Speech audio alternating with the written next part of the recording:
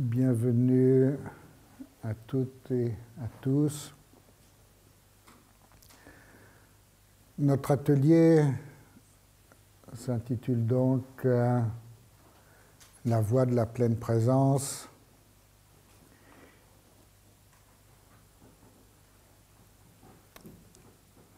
Le Dharma, science cognitive d'éveil humaniste.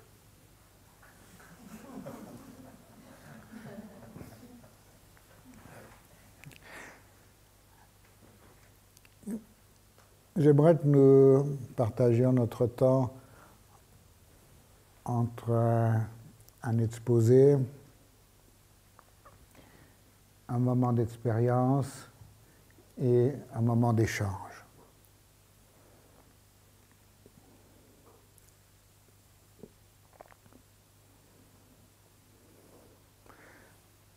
La voie de la pleine présence, pleine conscience, pleine présence.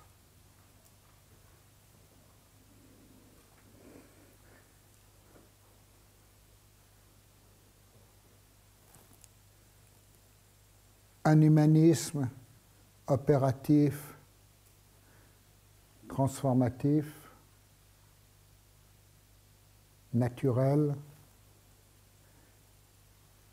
universel, d'Orient et d'Occident.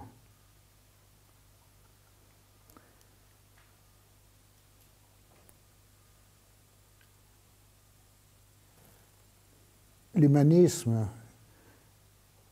tel que nous l'entendons et tel qu'Edgar Morin nous l'a présenté,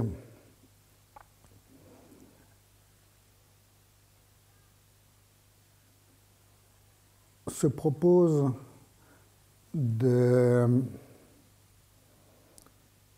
d'éveiller l'humain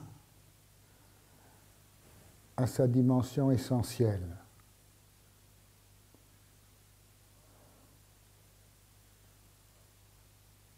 Naturelle. Et ce qui est naturel est universel.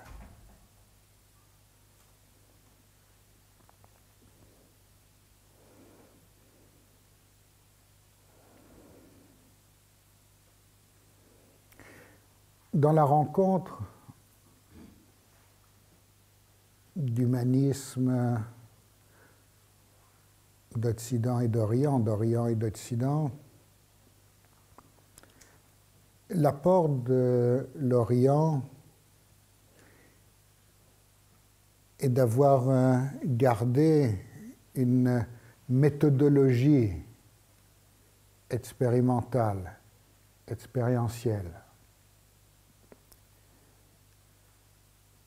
d'éveil, on peut dire,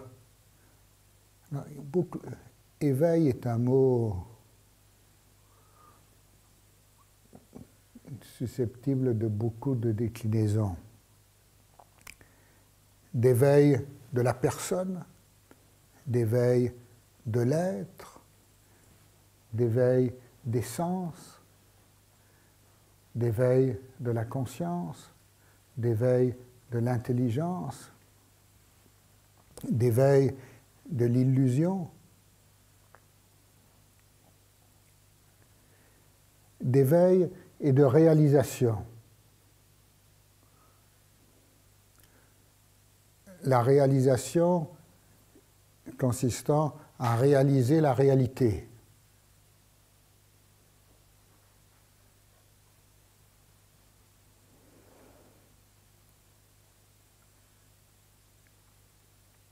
Donc c'est dans ce qu'on nomme la voie de l'éveil,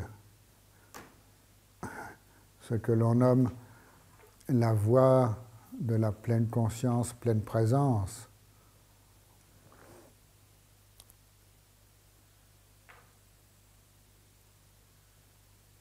à trois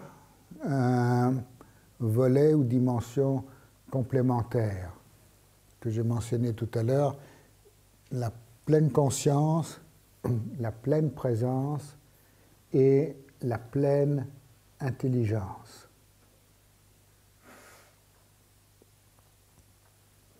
Et les trois sont imprégnés de la pleine empathie. Donc, il s'agit de développer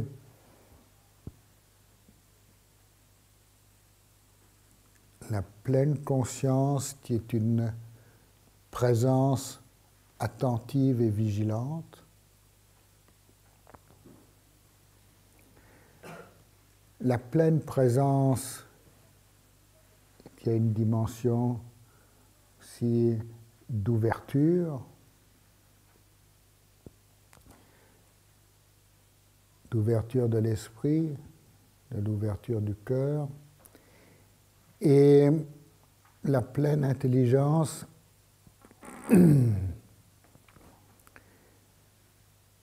qui n'est pas une intelligence intellectuelle et conceptuelle, mais qui est cette intelligence qui comprend comment l'on expérimente, qui comprend comment l'on connaît, cette connaissance de la connaissance.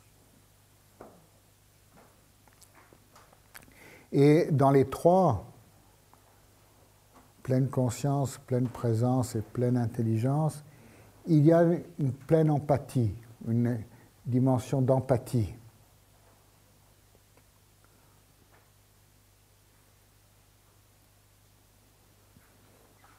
Donc,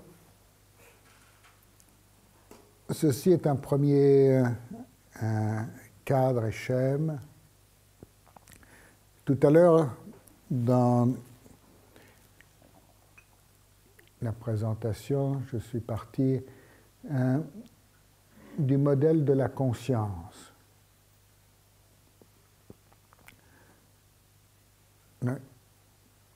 Dans une perspective, vous avez entendu du yogacara, des pratiquants du yoga, des pratiquants de l'expérience, et ce qui est important est que la conscience est cet état de relation et de polarité sujet-objet. Je suis conscient de. Il n'y a proprement parlé de conscience que de conscience de.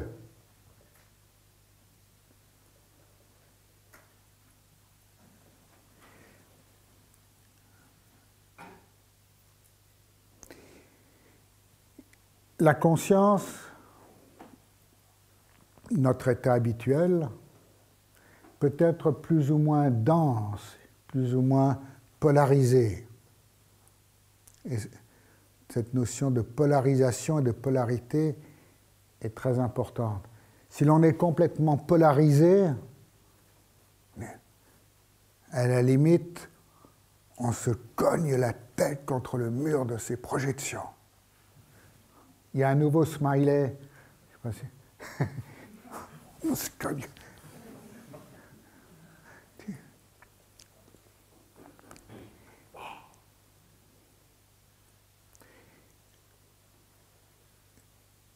Se cogner la tête contre le mur de ses projections. Non, ça, c'est l'état infernal, où il y a une dualité complète. Dans des états de conscience beaucoup moins polarisés, des états normaux,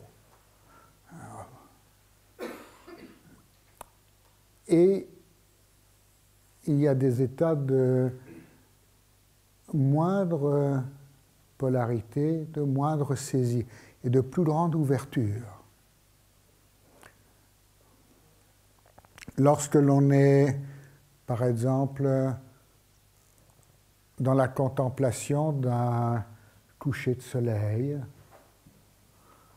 ou lorsque l'on est ravi par la beauté d'un paysage ou d'une œuvre artistique. On est une suspension. Et l'on est tout avec ce que l'on expérimente.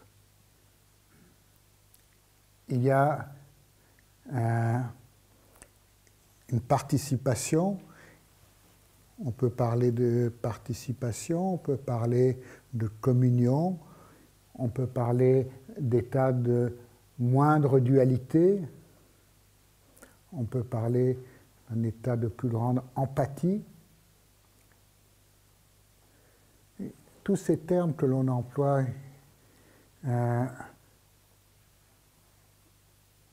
sont des termes qui traitent très simplement de notre vécu et de notre expérience.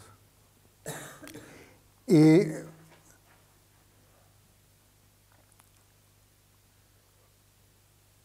moins il y a de saisie dans notre conscience, dans notre état cognitif, plus il y a d'ouverture, ou réciproquement, plus il y a d'ouverture, moins il y a de saisie. La voie de la pleine présence est la voie de l'ouverture.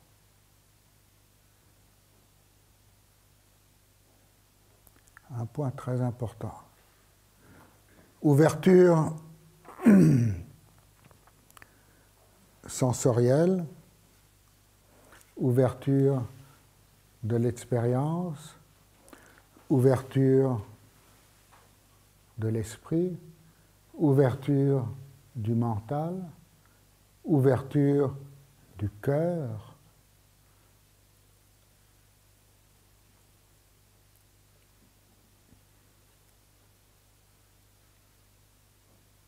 la voie de la pleine présence et se dit aussi la voie de la contemplation.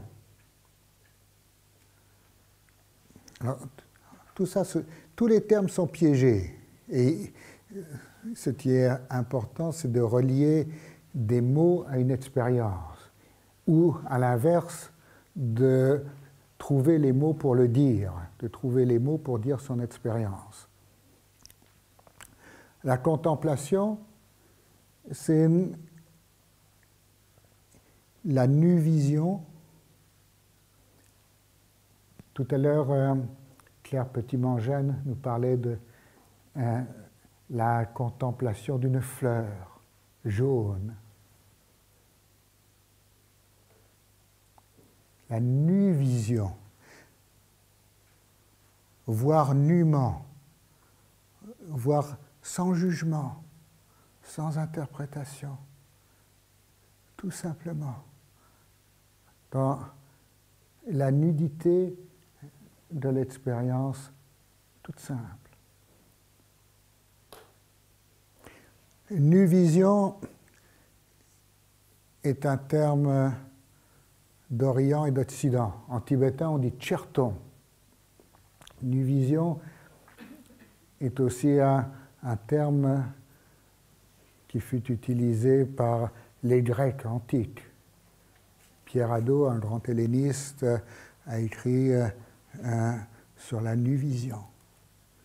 Cette perception toute simple et toute nue, sans mental. Nu, c'est-à-dire qui n'est pas habillé par les projections, les surimpositions du mental. Isis dévoilée.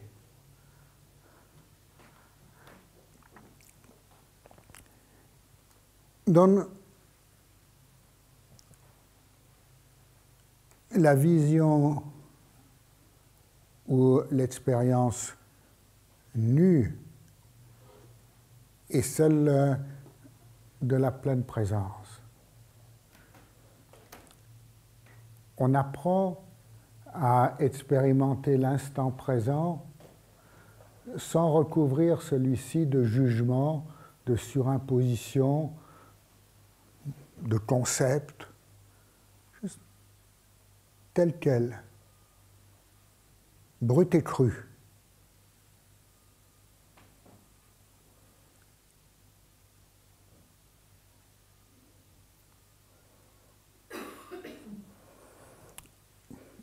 Tout à l'heure, vous avez vu sans doute les 4 étapes.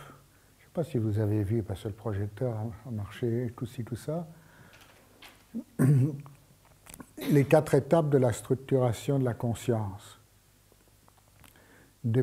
Dans un processus de saisie ou de polarisation de plus en plus intense. Et à l'inverse, un médecin. Oui. Ah, doucement. Doucement.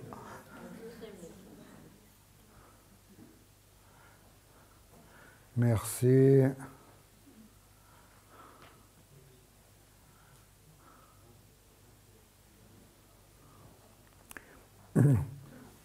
La saisie et la voie de la pleine présence étant dans la désaisie et l'ouverture, que l'on cultive en développant la présence attentive avec cette nu-vision,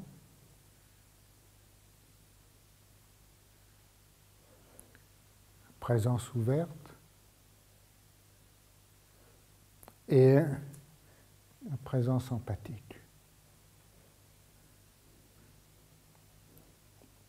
Ce sont des découvertes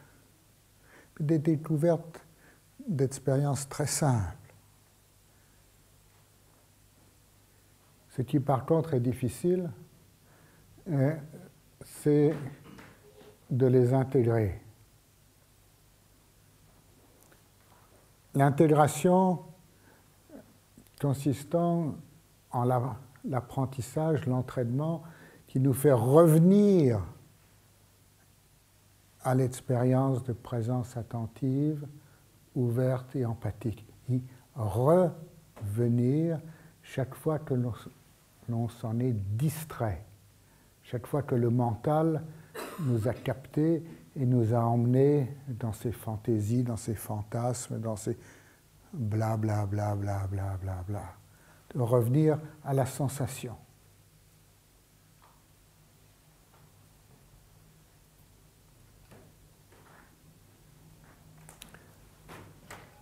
Donc, c'est ce que j'ai expliqué tout à l'heure avec un petit peu plus de complications.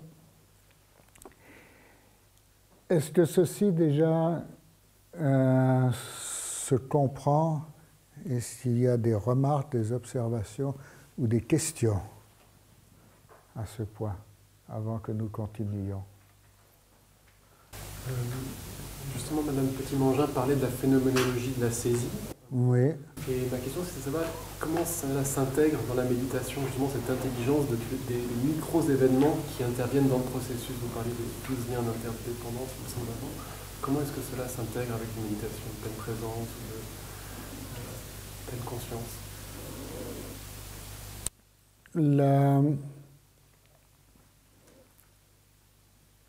Il y a des macro-événements et des micro-événements. Mais finalement, simplement des événements. Et dans la pratique de la pleine présence, l'on accueille la sensation, l'expérience des événements dans cette étape de présence attentive, de présence ouverte. Être 100% présent à l'événement de l'instant, quoi que ce soit. Ça implique qu'on est conscient de ces micro-phénomènes, du coup. Mais on a conscient. Quand on est conscient, l'on n'est pas vraiment présent. Aïe, aïe, aïe. Ça se complique. Exemple. Nous avons, je pense que la majorité d'entre nous a appris à conduire une voiture. Quand on apprend à conduire une voiture, au début, c'est difficile. Il faut lâcher l'accélérateur. Je vais m'asseoir parce que autrement, je ne vais pas y arriver. Et appuyer sur l'embrayage. Hop, on passe une vitesse. Débrayer, rembrayer. Et on apprend de... Tu débrayes, tu passes, hop, tu rembrayes. Oula! Bon, on apprend un mouvement. Et au début, on le fait consciemment, débrayer, rembrayer. Et avec l'habitude, le mouvement est intégré et il se fait naturellement. Donc, quand on sait conduire et qu'on est un bon conducteur entraîné, on n'a pas besoin d'être conscient de ce que l'on fait pour conduire une voiture en changeant des vitesses. On est simplement présent. Et vous pourriez prendre comme autre exemple le musicien ou le danseur. Un musicien doit apprendre la technique de son instrument, et là il y a tout un apprentissage conscient, mais le bon musicien qui maîtrise son art et son instrument, ça joue. Il n'a pas besoin d'être conscient de son jeu en train de jouer. Le danseur, pareil. On peut apprendre des techniques de danse, des mouvements, etc. Mais le bon danseur, ça danse. Donc, la pleine présence est de faire corps avec l'instant, de faire corps avec l'expérience. L'expérience s'expérimente plutôt que d'être conscient de soi en train de vivre l'expérience et d'agir dans celle-ci. C'est vrai aussi dans les arts martiaux. La pleine présence se vit dans les arts martiaux comme un état d'ouverture, quel que soit ce qui se passe, et que l'attaque vienne de devant, de derrière, de droite ou de gauche, dans une ouverture. Si, c'est l'exemple du samouraï, il est conscient de lui, ou s'il est en peur, ou s'il est en train de penser à sa belle qu'il a laissée, ou s'il est vigilant à droite, ou dans une direction particulière. Si c'est la droite, il risque d'être pris par la gauche. S'il ne voit que devant, il risque d'être pris par... Il y a une présence globale, alors on peut dire une conscience ouverte, ou mieux une présence ouverte, qui est globale. Globale et sans peur, de faire corps avec l'instant présent. D'autres remarques? Par rapport à l'intégration, alors ce que j'ai dit, pour revivre l'expérience, il faut mettre de la conscience sur l'expérience qu'on revit pour pouvoir à un moment s'en séparer. Il faut découvrir l'expérience. Alors, on y est introduit comme ça, dans une présentation, une introduction. Ah ben oui. Et ensuite, on apprend à y revenir. Y revenir, en l'occurrence, c'est simplement lâcher ce qui nous en distrait. Cette expérience de pleine présence n'est pas une expérience que l'on fabrique. C'est notre état naturel, profond, fondamental, lorsque l'on est ouvert et relaxé. Donc, il n'y a pas plus à fabriquer un état détendu qu'il n'y a à se forcer à s'endormir. Tu vas dormir, tu vas dormir, tu vas dormir. C'est la meilleure façon de devenir insomniaque. Si l'on se laisser aller, ça se fait naturellement. Mais on a besoin d'apprendre à lâcher prise, à se relâcher, à s'abandonner dans cet ouvert, encore et encore, que cela devienne une deuxième nature qui petit à petit prenne le relais de notre première nature, qui est cette tendance à être dans la saisie. Est-ce que ça se comprend? D'autres remarques? Est-ce que c'est la première nature d'être dans la saisie? Parce que les enfants, au départ, ils sont pas forcément dans la saisie. Au départ, quand on grandit, il y a des expériences. La saisie se développe avec la culture. Mais il y a un point délicat là, ce qui ne veut pas dire que les petits-enfants soient 100% dans l'immédiateté. Les petits-enfants ont une conscience et une forme de dualité élémentaire qui se développe à partir de la naissance et dans la relation à la mère, au sein maternel, au visage de la mère. Mais la conscientisation et le processus de structuration du mental se développe avec la culture. Et plus l'on a d'élaboration mentale, plus l'on est dans cette... plus il y a souvent de solidification de la conscience. C'est pour cela que les bipèdes hypermentaux modernes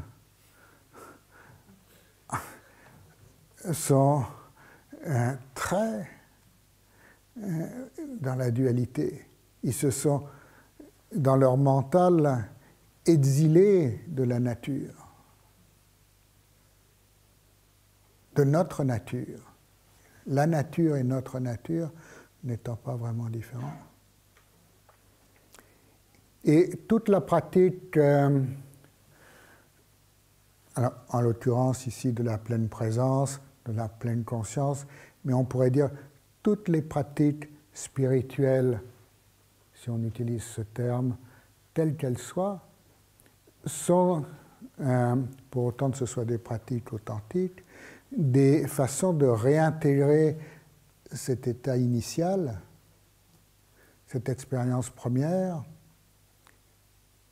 pré-mentale, ce qui ne veut pas dire de nier le mental ou de vouloir l'évacuer, mais de ne pas en être prisonnier, de ne pas en être l'esclave, de ne pas être illusionné par celui-ci, et de pouvoir d'avoir accès à cet état premier,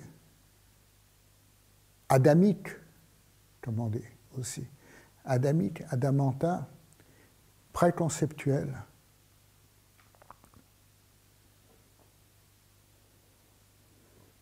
D'autres...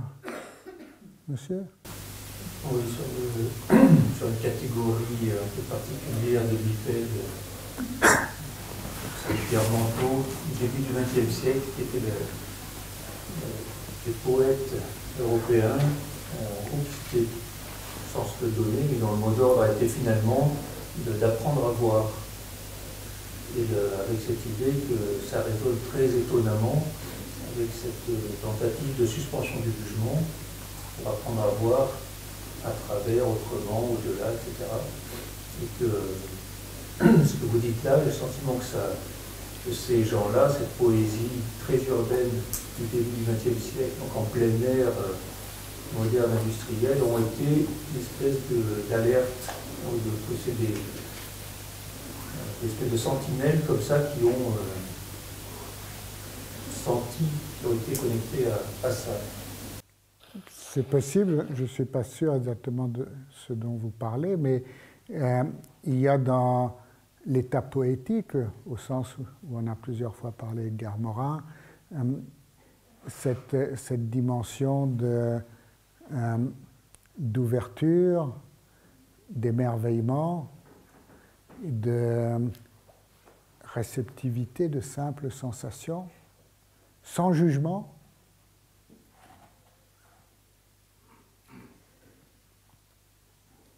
et de suspension. Sur le lac du Bourget, Lamartine, autant suspend ton vol. Une suspension. Et dans la suspension, il y a un moment d'intemporalité. Et c'est là que se situe la pleine présence. D'autres... Madame ? Est-ce que la pratique de la pleine présence peut donner du sens à certains méthodes? Est-ce que ça peut donner du sens à sa journée ou à sa semaine ou le fait de pratiquer cette pleine présence régulièrement? D'une façon simple, c'est la façon par excellence de donner son sens le plus profond à sa vie.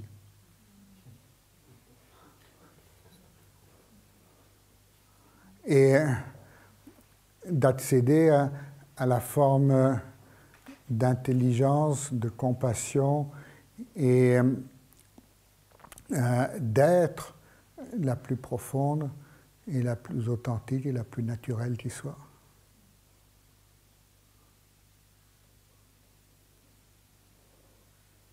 Pourquoi sert-il ce mental qui nous dévoile de notre nature? Il a servi et il sert à faire ce que nous sommes, les humains. Le mental est le propre de l'humain. L'homme est un animal mental. L'homme, man, est doué du manas, sanskrit, qui est le mental, man, manas. Et ce que nous avons, nous, bipèdes humains, la joyeuse bande de bipèdes que nous sommes, de particulier, et ce qui fait que l'on est d'une certaine façon plus smart, ça se discute, que les autres espèces, c'est cette dextérité mentale. Si on prend les plus évolués dans cette échelle, chimpanzés, bonobos, humains, maîtrisent plus ou moins... il y a eu des expériences qui ont été faites, en particulier avec les bonobos. Jusqu'à 2 ans, ils maîtrisent, entre les humains et les petits bonobos, pareil. Et ils arrivent, les petits singes, à maîtrise de 200 signes ou 200 expressions. Ce qui est énorme. Ce qui est à peu près, selon certaines statistiques, ce qui est utilisé dans certaines bandes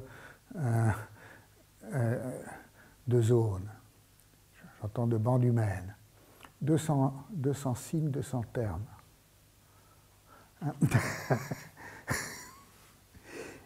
Mais après, les humains, pour des raisons peut-être de vocalisation, de capacité phonique, etc., ont plus d'élaboration et on devient de proche en proche ce que nous sommes. C'est-à-dire qu'on est très élaboré. On a eu une éducation primaire, secondaire et peut-être supérieure. Mais nous sommes doués de toute cette dextérité langagière, conceptuelle, qui a fait aussi les technosciences, qui sont la force des humains et en même temps leur faiblesse, parce que c'est une force qui est une réalité, mais qui est coupée de la nature, de notre nature, nous a aujourd'hui menés dans la situation plus ou moins catastrophique dans laquelle on détruit notre écosphère et l'on coupe la branche sur laquelle on est assis. Donc le mental est une force, c'est la force de l'homme, c'est sa richesse, c'est sa dextérité, mais c'est en même temps quelque chose qui est très dangereux, car c'est cela qui nous a exilés de l'état premier et qui nous en écarte de plus en plus. Donc, la voie de la pleine présence consiste, tout en gardant sa dextérité mentale, à avoir accès aussi à l'expérience première et à ne pas être illusionné par le mental, ne pas être illusionné par la carte des formes et des noms, des représentations, et garder l'expérience directe du terrain, si l'on peut dire, dans une transparence, et ne pas être uniquement illusionné en prenant la carte, les représentations mentales pour le terrain.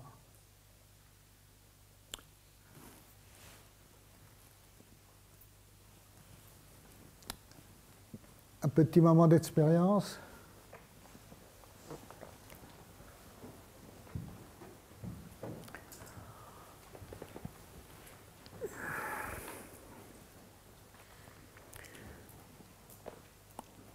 Je vous invite à vous asseoir confortablement.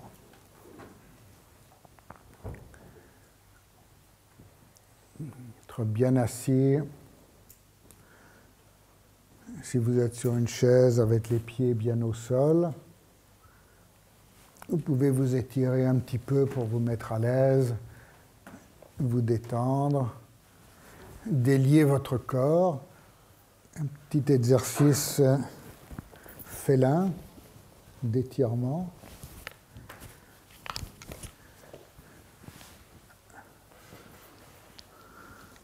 Si vous avez chaud, vous pouvez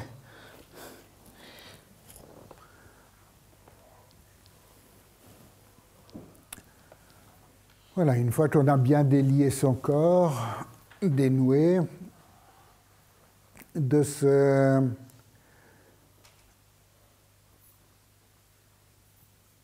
trouver l'équilibre dans une posture droite et digne, simple, détendue.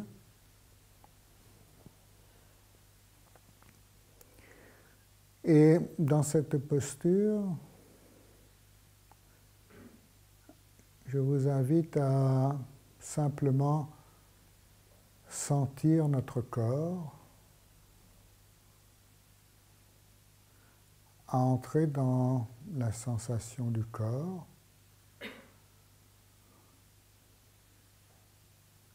Il ne s'agit pas de penser à notre corps, mais simplement de le sentir. De sentir le contact de notre corps avec la chaise ou le coussin, de sentir le contact de notre corps, de nos pieds avec le sol, et de sentir les différentes parties de notre corps tel qu'il est.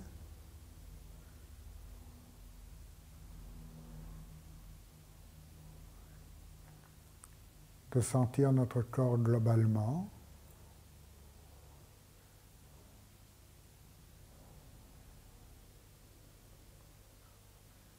de se détendre en cette sensation corporelle, tout simplement.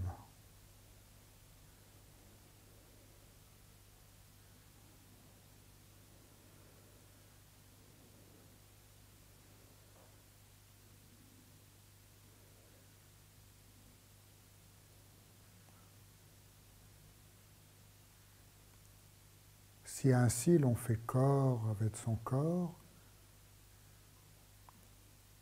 cela se nomme la pleine présence dans le corps.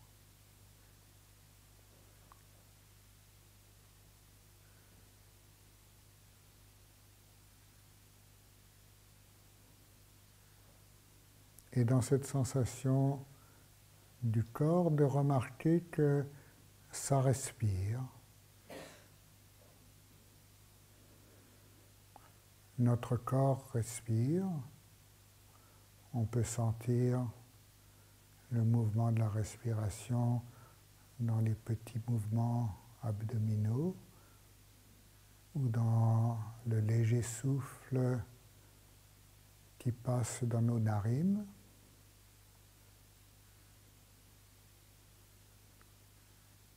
Simplement de sentir que ça respire.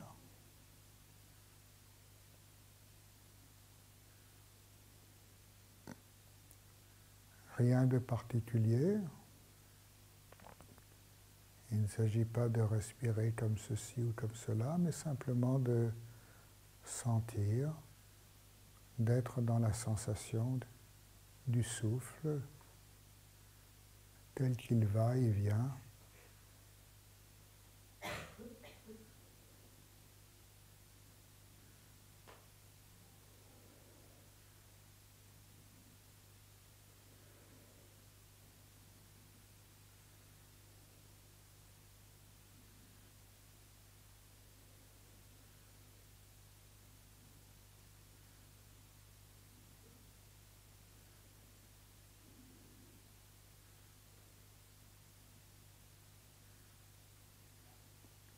Et aussi à ce point, je vous invite à ouvrir les yeux si vous les aviez fermés.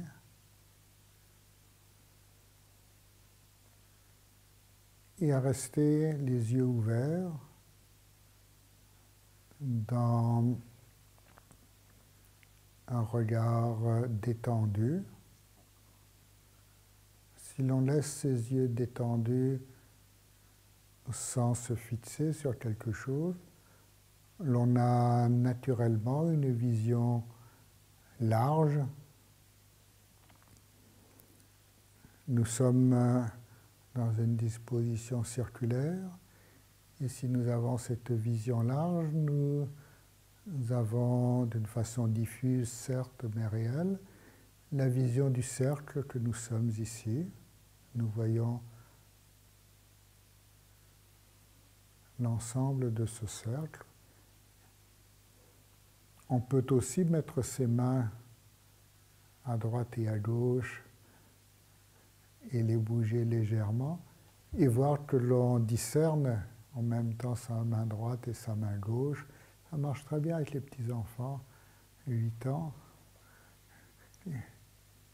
C'est très très simple et on a juste ainsi une vision qu'on nomme la vision panoramique, une vision large, une vision ouverte, qui nous donne une vision globale de l'environnement tel qu'il est, quoi qu'il soit.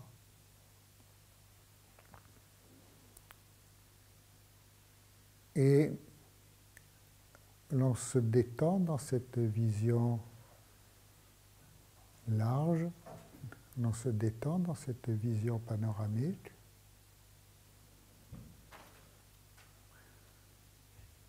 En restant ainsi dans une sensation ouverte.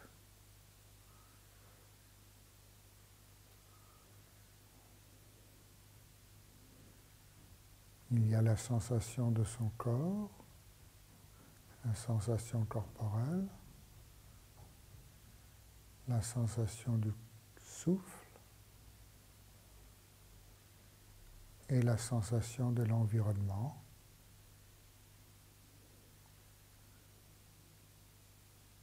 Et dans cette sensation, on se relâche, on laisse être, on se détend complètement, on se laisse partir, laissant être tel que c'est,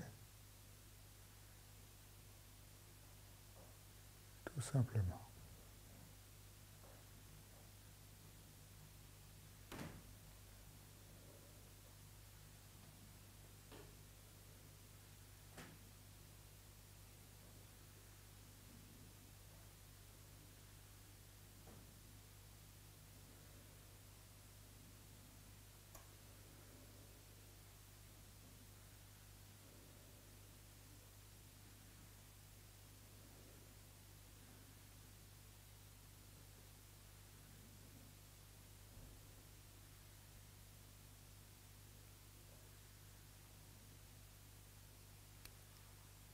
il est bon à ce point de remarquer comment c'est, comment est notre expérience dans cet état ouvert et relaxé, d'ouverture relâchée,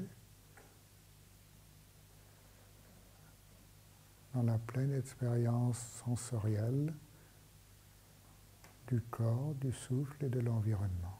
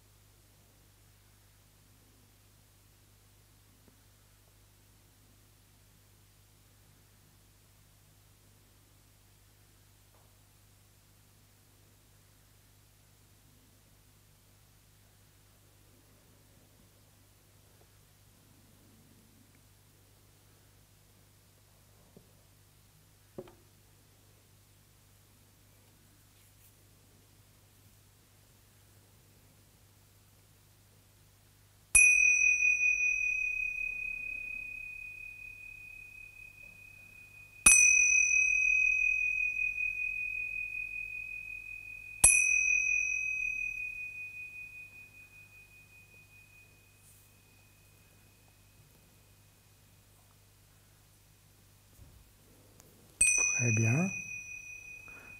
Merci.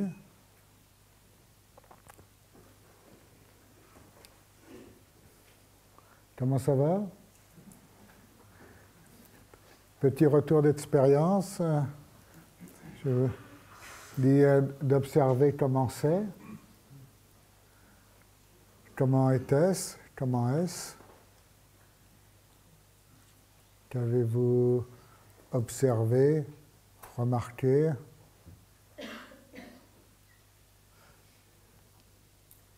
En fait, on est en plein éveil.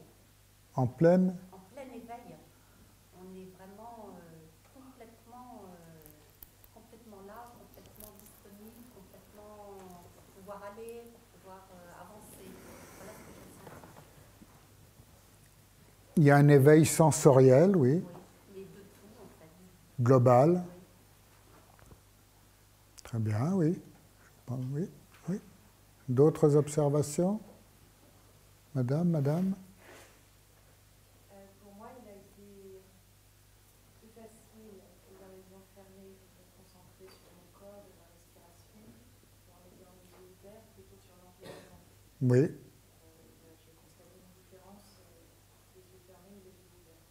Et il y a une différence, effectivement, les yeux fermés, l'on est beaucoup plus dans la présence attentive aux sensations kinesthésiques, aux sensations du corps et du souffle. Et avec les yeux ouverts, l'on s'ouvre à tout l'environnement.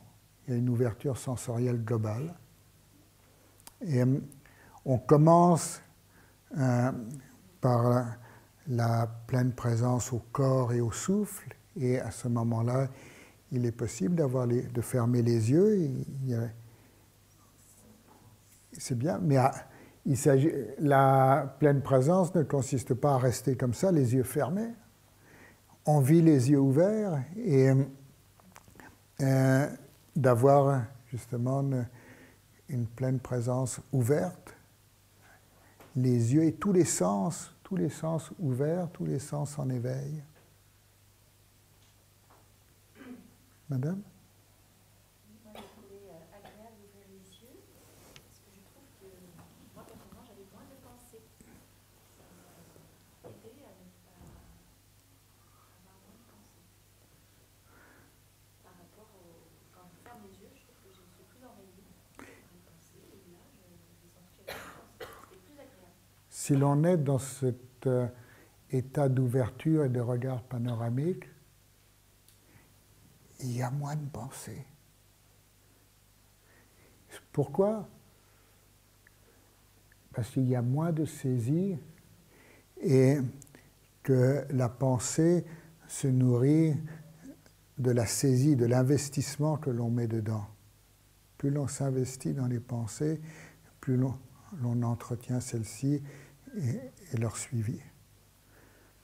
Bien, oui. D'autres remarques, monsieur?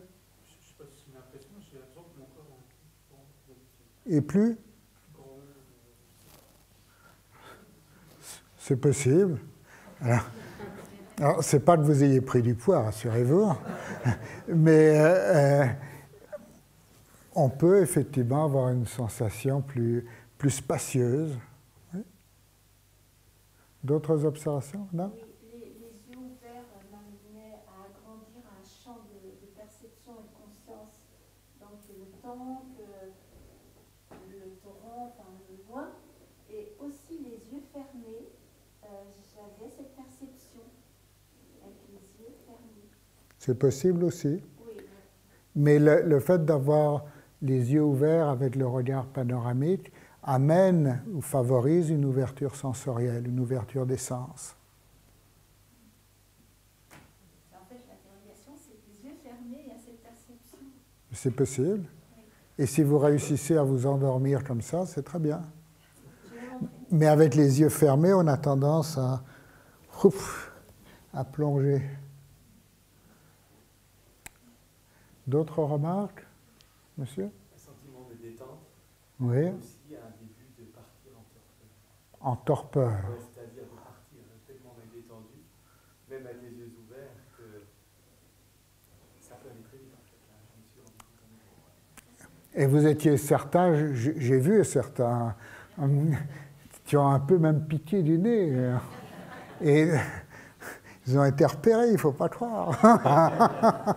Donc oui, quand le mental, dans cet état, le mental s'apaise, la tendance habituelle,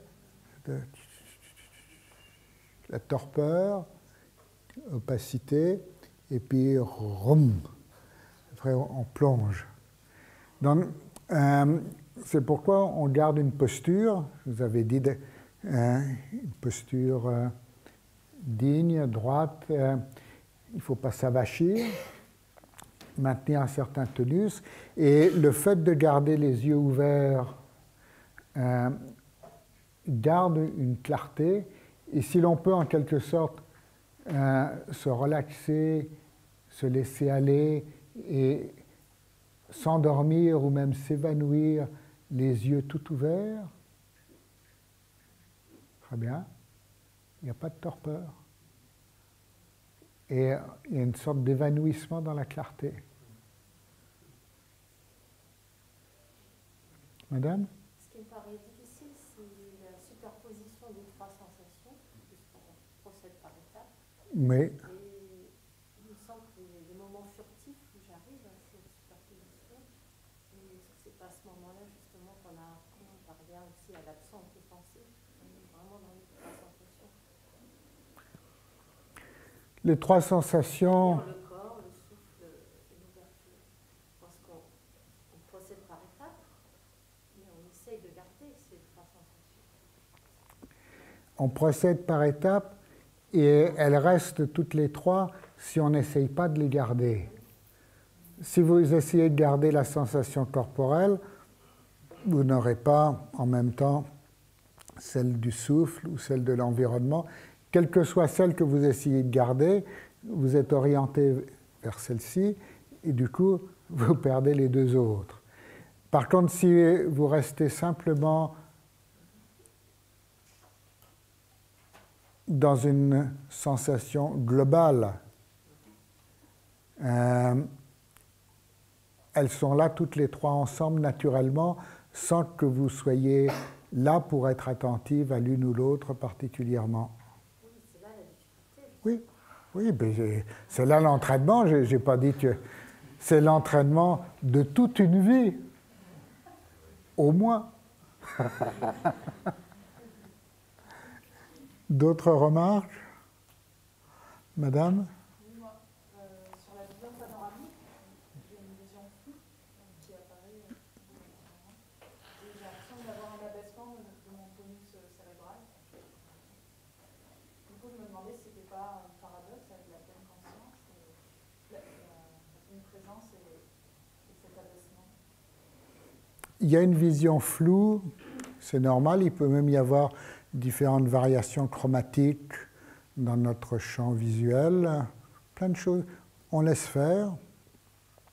Et si vous avez un petit abaissement du tonus cérébral, un slow brain, ne vous en inquiétez pas.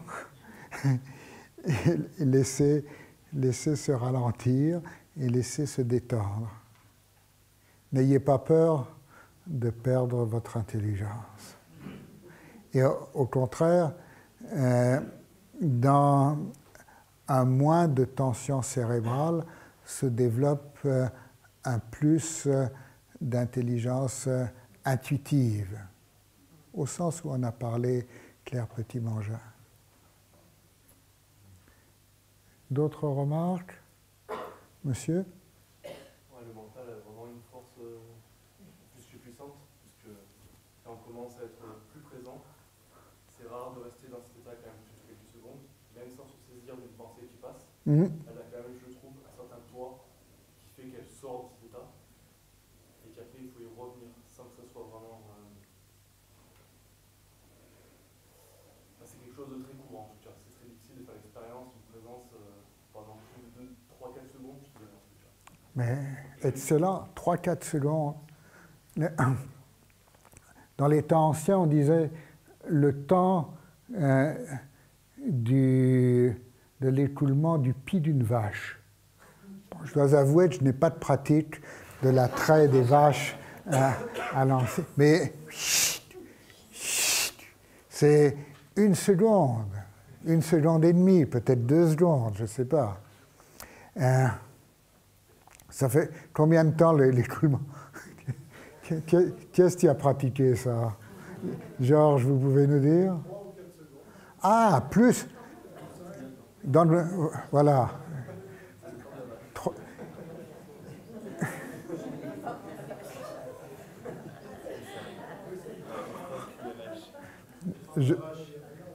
Ça dépend de la vache. Les vaches modernes, c'est beaucoup plus. Ah bon? Oui, les Holstein, ça peut aller jusqu'à 10 secondes.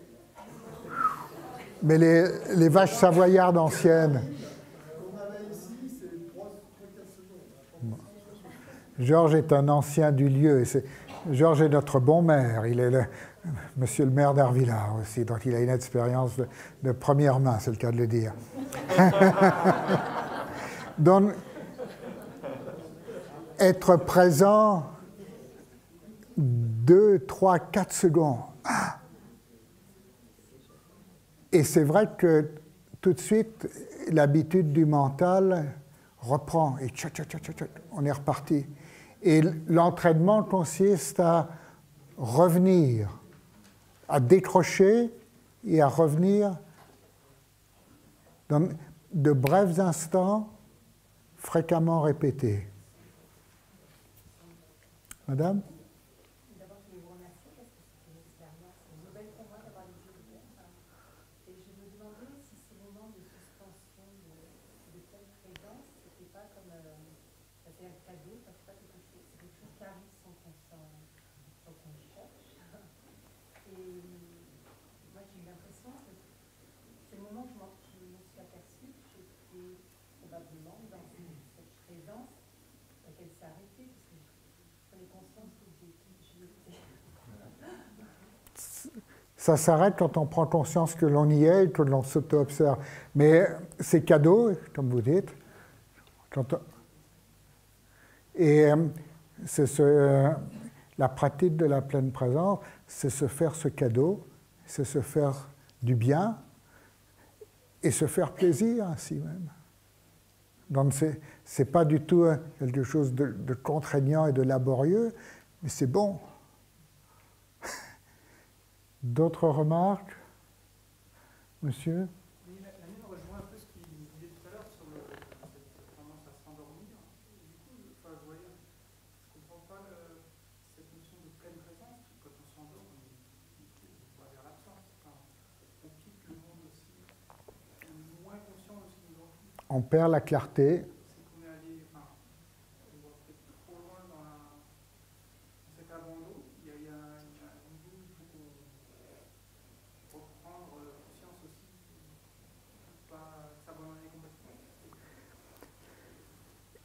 il y a dans l'apprentissage effectivement un équilibre à tenir entre...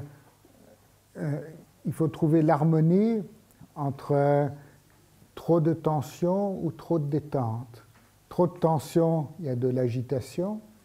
Trop de détente, on part dans la torpeur. Et il est une histoire célèbre d'un joueur de Vina, un certain Shroda, qui était un disciple du Bouddha. La Vina, c'est une sorte de guitare ancienne, indienne. Et Shroda, ce joueur de Vina, posait au Bouddha cette question, mais comment garder l'esprit pour ne pas tomber dans la torpeur, ne pas être trop tendu? Et le Bouddha dit à Shroda, toi tu es un grand joueur, comment faut-il que ta vina, ta guitare, que sa corde soit pour bien jouer? Et il lui a dit, il faut l'accorder en harmonie, ni trop tendu, ni trop détendu. Il lui a dit, ton esprit c'est pareil. Ni trop tendu, ni trop détendu. C'est là que se situe un aspect de l'apprentissage. Bien écoutez, nous sommes arrivés au terme de notre atelier. Un tout petit moment de pause pour conclure, si vous voulez.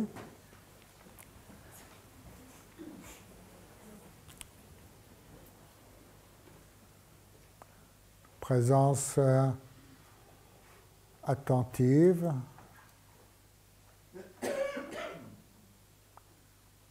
Ouverte.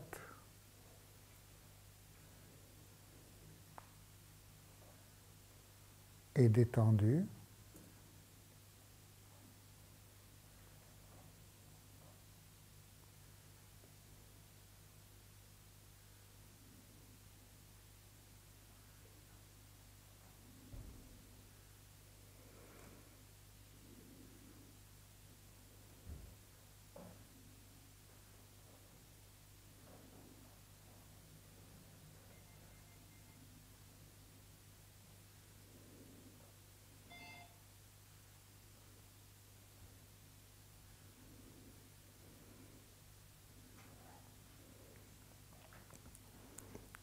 Et je vous souhaite une bonne route et une bonne continuation dans cette présence attentive, ouverte et détendue.